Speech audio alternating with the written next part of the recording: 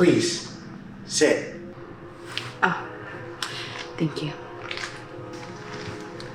You're very kind. It's all for you. I'm not hungry. Go ahead. You eat like a bird. You know, of course. Oh, I don't know. I hear that the expression eating like a bird is a falsity. Because birds eat a tremendous lot. I don't know much about birds. All I really do is stuff them. That's my hobby, is stuffing things. I really don't like the way that beasts look when they're stuffed though. Foxes, chimps, people even stuff cats and dogs. I can't do that though. I don't like the way that they look. But birds, they're kind of passive, at least most of them. I can stuff those. It's a strange hobby. Curious, I know. Uncommon too. I imagine so. You know, it's not really that expensive. I mean, the needles, thread, the wood shavings, the only thing that really costs anything is the chemicals. A man should have a hobby. It's more than a hobby. Sometimes a hobby is supposed to pass the time, not fill it. Is your time so empty? Oh, no. I mean, I take care of the cabin grounds, I clean up the areas, and, you know, I do the chores that Mother will allow, at least the ones that she thinks that I'm capable of doing. Do you go out with friends? A boy's best friend is his mother. You've never had an empty moment in your life, have you? Only my share. Where are you going? I mean, I don't mean to pry. I'm looking for a private island. Where are you running away to?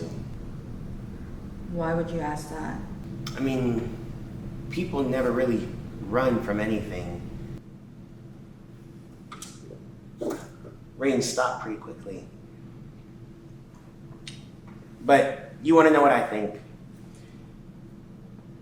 I think people are stuck in these traps, trying to figure out a way to get out, clawing at the air, but there's never really a way to get out. We're just there, clawing against each other. Sometimes we deliberately step into those traps. Well, I was born in a mine. I don't mind it. Oh, but you should. You should mind it. I mean, I do. I just say I don't. You know, if anybody ever speaks to me the way I heard, the way she spoke to you. You know, when she talks to me that way, all I want to do is just curse her out and just leave her forever. But she's my mother, and I love her, and she's ill. She sounded strong. Well, when I was 5, my father passed away.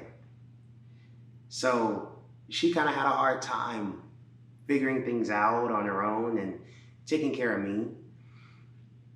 Eventually she met a man and, well, he could get her to do anything.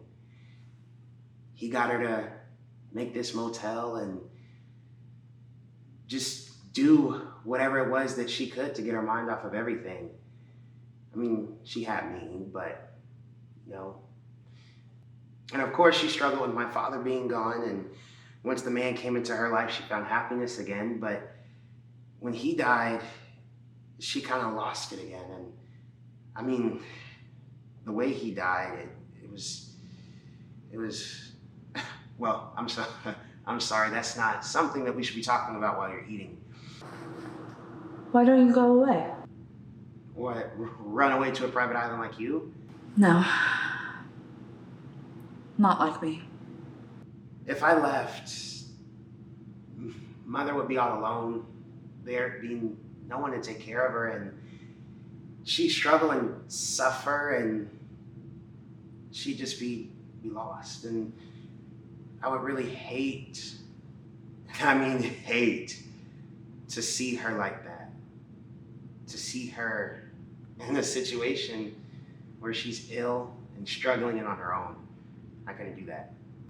Wouldn't it be better if you put her someplace? Like an institute away? Like a way to an asylum? I'm sorry. I didn't mean to sound unkind. You didn't mean for it to sound uncaring. What do you know about caring? Have you ever seen what it looks like to be in a place like that? Where their eyes are on you all the time? They're controlling every move? You can't be your own person? You really want my mother to be in a situation like that? I'm sorry. It seems like she's hurting you. I meant well. You meant well? You meant well? People cluck their thick tongues, they shake their heads, and they say they mean well, but they don't mean well. They just say so delicately that they mean well. But it's a lie.